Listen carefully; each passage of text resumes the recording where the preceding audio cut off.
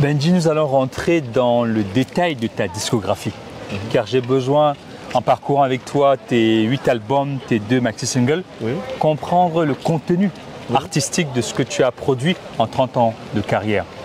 On va commencer par Sorcier Bantou. En 1994, c'était ton premier album. Et il y a un titre énigmatique qui s'appelle Fifion Ribana. Un titre qui dénonce les méfaits de la sorcellerie sur la jeunesse. Pourquoi ce titre aussi audacieux pour un premier album?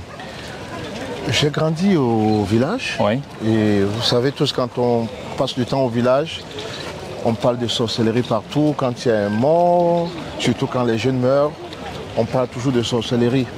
Et c'était tellement récurrent que, avec cette influence, j'ai grandi dans cet esprit. Et je me suis dit, c'est un fléau qu'il faut dénoncer.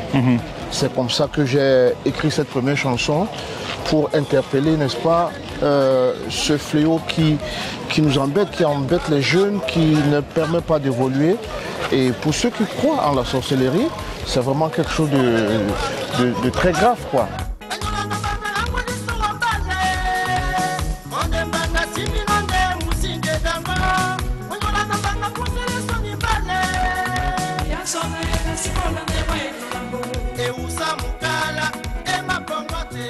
Mais c'était courageux pour un premier titre de sortir un sujet aussi insaisissable. Oui, il y a des gens qui me disaient même que fais attention, j'espère qu'on ne va pas le tuer et tout. Non, mais j'étais plutôt un garçon audacieux, très audacieux, et je savais très bien que ça devrait avoir un effet sur la société. Pour moi, il fallait dénoncer parce que voir les jeunes qui finissent les études, qui arrivent au village tout contents et qu'ils meurent comme ça sans qu'on ait une explication, c'est quelque chose qui m'embêtait sérieusement. D'accord. Et puis dans ton deuxième opus, Le Match, sorti en 1997, il y a la chanson qui est devenue célèbre, Rosie Mouna. Ça te propulse au sommet des hit-parades de la musique camerounaise africaine. Rosie Mouna, c'est ton amour de jeunesse. Évidemment, lorsque j'écrivais ce titre, il faut avouer que j'étais dans une vraie galère. Et je pense que ça m'a beaucoup aidé. Je raconte dans cette chanson Rosie Mouna qui, comme tu l'as dit, m'a propulsé au sommet, qui m'a ouvert pratiquement toutes les portes. Mais qu'est-ce que tu m'as fait pour que je t'aime comme ça?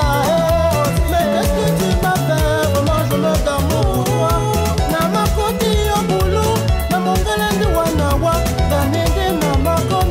Je ne parle que de toi.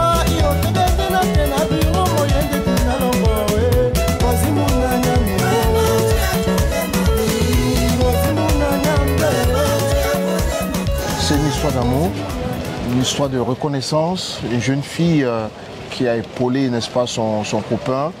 Et lorsque celui-ci a fini par avoir des moyens, a décidé de l'épouser. Bon, c'était une reconnaissance. Et puis dans l'amour, on a aussi besoin de ça, d'être récompensé. C'est une sorte de récompense aussi. C'était très important pour moi de passer ce message. Au-delà d'une chanson, c'est aussi l'amour. Hein. Et moi, j'ai toujours chanté l'amour. Et je pense que sans amour, rien de grand ne peut se faire dans ce monde. Mais est-ce que tu t'attendais à ce que ce titre, près de 30 ans après, ne connaisse aucun rythme? Parce que ça reste toujours l'un de tes standards. Ouais. Rosie Mouna, tout le monde chante encore plus de 20 ans après.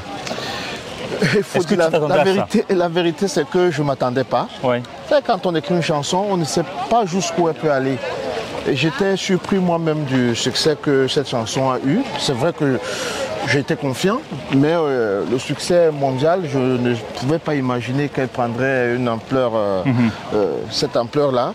Mais pour moi, je pense que c'était bienvenu parce que c'était mon deuxième album. Et vu la concurrence qui commençait, elle m'a permis de m'installer définitivement comme un leader dans la musique camerounaise. C'est ça la vie, c'est chacun pour soi. Ne compte pas sur ton frère, tu seras déçu. C'est ça la vie, c'est chacun pour soi. Et dans cet album, Le Match, il y a un autre titre, en l'écoutant, qui m'a interpellé. Chacun pour soi. Oui. Tu mets en avant l'absence de solidarité entre Africains. Est-ce que les choses ont changé véritablement? Pas du tout. Pas du tout, les choses n'ont pas changé. C'est dommage parce que l'Afrique est reconnue comme un peuple solidaire. Oui. Et plus les choses avancent, plus les gens pensent à eux-mêmes. Et je pense que c'est plutôt quelque chose qu'il faut corriger parce que seul on ne peut rien faire. Je parle dans cette chanson de la solidarité. Je pense que lorsque nous sommes unis, on peut faire de très grandes choses. C'est pourquoi je dis, quand je dis la vie d'aujourd'hui, c'est chacun pour soi. En réalité, c'est le contraire que je voulais dire. Ne vivons pas chacun de son côté. Unissons-nous et tous unis, c'est une grande force pour l'Afrique. On sent déjà très tôt de ta part comme ça les brides d'un artiste engagé qui souhaite quand même apporter sa pierre, qui souhaite être quelqu'un qui veut impacter durablement la jeunesse.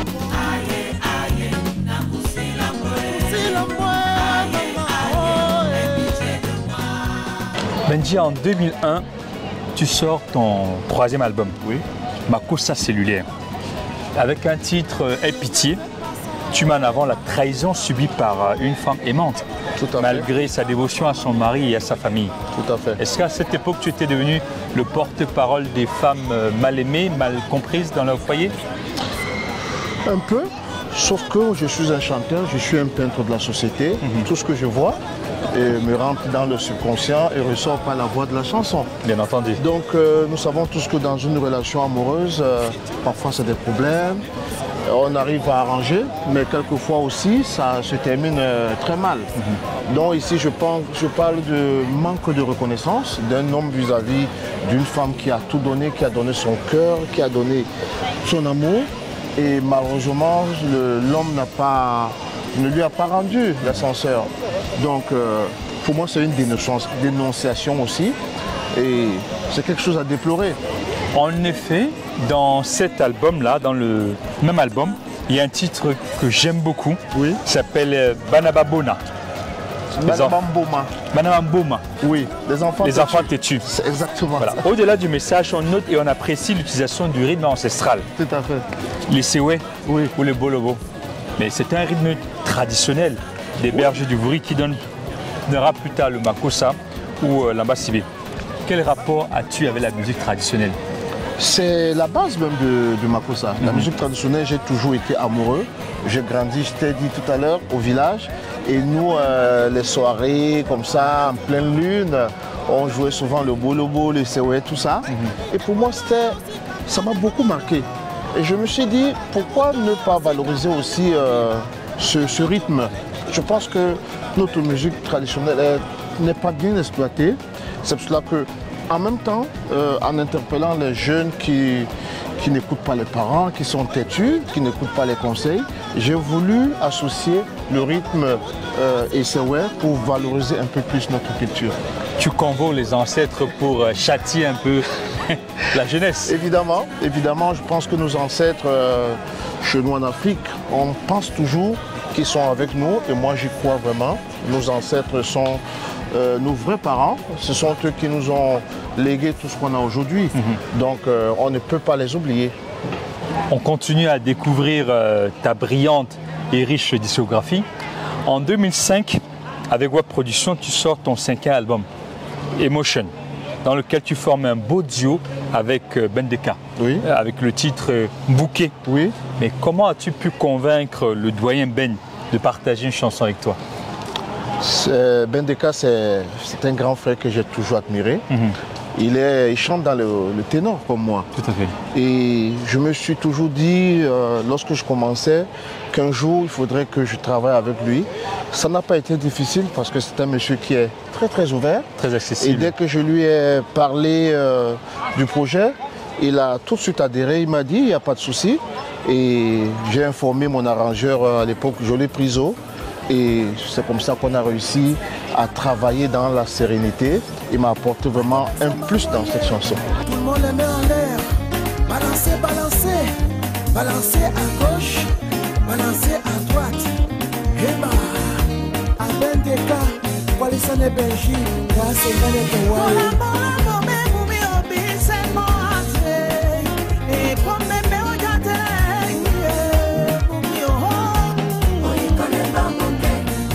Et dans ce même album, il y a une de tes standards, Boulot c'est boulot. Ah ouais. Où tu t'affirmes davantage comme un chanteur à texte, un artiste au cœur de la société. Oui. Est-ce que tu as eu à galérer pour trouver un travail aussi bien au Cameroun qu'ici en France? Oui, je parle du chômage. Nous savons que le problème du chômage, ce n'est pas un problème camerounais, c'est un problème mondial. Les jeunes aujourd'hui, comme hier, hein, parce que lorsque je faisais cette chanson, on avait l'impression que c'était un problème qui allait s'arrêter. Mais aujourd'hui, encore plus, on parle du problème du chômage, surtout pour les jeunes. Donc pour moi, il faudrait que les États se réorganisent pour essayer d'apporter une ouverture à la jeunesse. Parce que lorsqu'on envoie un enfant étudier, on a payé les études parfois très cher, on a besoin que cet enfant retrouve, n'est-ce pas, un bon boulot, qu'il essaie de soutenir aussi la famille. Donc maintenant, on est obligé de faire n'importe quoi, d'où boulot c'est boulot, c'est-à-dire gagner sa vie, quelles que soient les conditions. Voilà, je dis aux jeunes, c'est pas parce qu'on n'a pas eu le boulot qu'on souhaitait qu'on doit croiser les bras. L'école en Afrique n'a plus de valeur. L'école au Cameroun n'a plus sa valeur. Et maman, même si tu es diplômé, tu ne vas pas travailler. Et même si tu es qualifié, tu seras toujours au chômage. J'ai perdu tout espoir à Belgique. Donnez-moi n'importe quoi, pourvu que moi je travaille. Maman, pour que je ne meurs pas de faim. Est-ce que toi-même tu étais inscrit à Chomaka? Mais bien sûr, je suis le premier à m'être inscrit. Vous savez, au-delà de la musique, je suis aussi un businessman. J'ai compris très tôt qu'il faut diversifier les rentrées. Donc pour moi, c'est quelque chose de très important pour la suite de ma vie en général.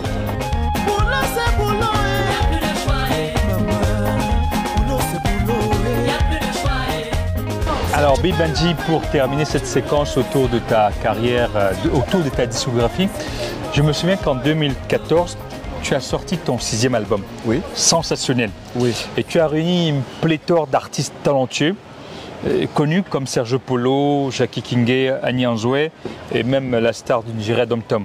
Oui. Et le grand Manu. Bien sûr. Et pourquoi ce choix exceptionnel? Est-ce le désir d'être reconnu ou d'être valorisé par tes pairs? Non, je suis un rassembleur et je pense que le Cameroun regorge beaucoup de talent. Quand on se met ensemble, on peut faire tellement de bonnes choses. Les noms que tu viens de citer, c'est des noms connus, c'est des gens qui ont fait leurs preuves. Et lorsque je faisais cet album, j'avais souhaité qu'ils participent, qu'ils apportent le meilleur d'eux-mêmes, parce qu'ensemble, on est toujours plus fort. Donc lorsque je leur ai parlé du projet, ils ont tout de suite adhéré. Et moi, c'était un plaisir. Et parfois, les gens disent on n'est pas ouvert, mais moi, je suis toujours ouvert à des collaborations. Et pour moi, c'était de très, très belles collaborations. Et tu es même, tu acceptes volontiers d'être considéré comme un artiste open mind. Ah, I'm open. Et puis en 2018, tu as convié Justin Boven pour ton 7e album. Et puis il a travaillé avec toi également pour le dernier, Verdi Final. Justin, c'est un ami de longue date avec qui tu as commencé une collaboration très fructueuse, tu vois. Non, je ne peux pas dire que c'est un ami de longue date. J'ai connu Justin à travers les albums parce qu'il a fait il a arrangé plusieurs Camerounais. Et j'ai toujours apprécié son sens de professionnalisme, de créativité. Et comme j'avais envie de progresser, de faire d'autres choses, j'ai travaillé longtemps avec Jolie Priso qui m'a apporté tellement, mais je voulais changer un peu, voir si je ne peux pas suivre d'autres horizons. Et lorsque je rencontre Justin Boven, je tombe exactement sur la bonne personne. Donc c'est un néné qui est très simple, qui m'a accueilli comme son fils. Et aujourd'hui, on peut dire qu'on est amis, mais vraiment, c'est quelqu'un de très bien qui m'a orienté. Aujourd'hui, quand on m'écoute, on sent du progrès. Donc, c'était important pour moi d'essayer de changer un peu pour voir si je peux travailler avec d'autres personnes qui peuvent m'apporter autre chose dans ma carrière. Alors, pour terminer cette séquence, 30 ans de carrière, c'est plusieurs rencontres. Oui. Si tu devais en garder 3, je sais que c'est un exercice difficile, 3 personnes qui en 30 ans t'ont marqué, t'ont impacté cette riche carrière, tu citerais qui? Non, mais évidemment, je commencerai par l'Apiro de Manga. Oui. C'est lui qui m'a permis d'entrer dans ce monde professionnel de la musique, qui m'a encadré, qui m'a ouvert les portes. Et l'autre rencontre, c'est Jolie Priso, qui est mon premier arrangeur. Nous étions jeunes, notre producteur nous a fait confiance, on a travaillé ensemble et c'est grâce à lui que mes premières chansons ont été bien arrangées. Et ensuite, Justin Beauvais, bien sûr, je le parlais de lui tout à l'heure, qui m'a apporté une expérience, une autre façon de travailler. Et donc, tu m'as demandé 3, mais alors ce sont 3 artistes. Oui. 3 musiciens, oui. Mais est-ce que dans ton univers, il n'y a pas d'autres personnes qui t'ont marqué, qui t'ont accompagné, à part les artistes? Ben oui, il y a aussi mon ami et frère Alain Dichout, qui m'a toujours soutenu et qui a dirigé le WAP Production pendant longtemps. Nous avons beaucoup travaillé ensemble, c'est une personne de confiance, c'est une personne à qui je peux tout dire. Donc c'est important dans la vie aussi d'avoir ces personnes de confiance. Donc voilà, je peux en citer tellement. Il y a aussi ta mère. Oui, mais ma mère, je ne la rencontre pas. Ma mère, c'est ma mère. Donc c'est la personne, avec mon papa, c'est des personnes les plus importantes de ma vie. Tu étais ma confidente, tu étais tout pour moi. C'est grâce à tes précieux conseils que j'ai eu un avenir. Aujourd'hui j'ai grandi, j'aurais souhaité que tu sois la maman. Tellement tu as souffert pour moi. Maman, où es-tu? Maman, je t'aime.